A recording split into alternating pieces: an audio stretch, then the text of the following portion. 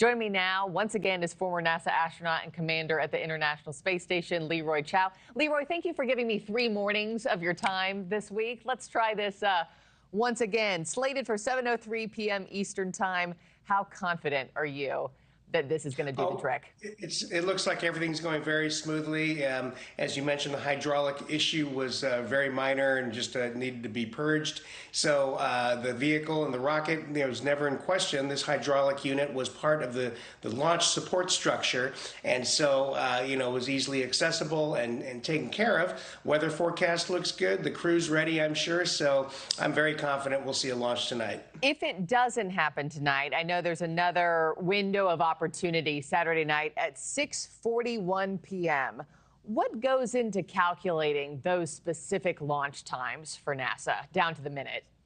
Right. The launch window is actually only a matter of minutes because we have to launch into the same orbital plane as the space station. So the Earth, of course, is a ball, and so the station is orbiting in a particular plane. And so we have to basically launch as the station flies over the launch site, and then we can launch into that same plane so that we can be in the same orbit to get to the station. Otherwise, if we're in a different plane, we'll never get there, right? We only cross twice during an orbit if we're not in the same plane. Yeah, fascinating. What a precise science this all is. I know NASA says that Crew 10 will perform science experiments while on board the ISS.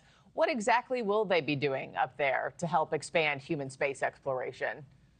Sure. A lot of the science that we do aboard ISS is understanding the biological and biomedical effects of spaceflight, especially on humans, because we have to figure that out and figure out what we call countermeasures in order to have a protocol to keep astronauts healthy on the way to and from a destination like Mars. So that's been a technical challenge because even on these low Earth orbit missions, there's significant changes in the human body, and none of them are very good. And so we have I can't imagine, be able Leroy. to counteract that. Yeah, I can't imagine what your mind, your body goes through up in space after that much time. And speaking of, each day the launch is delayed means the longer that Butch and Sunny have to stay in space. And any idea how they're feeling, especially after the scrubbed mission this week?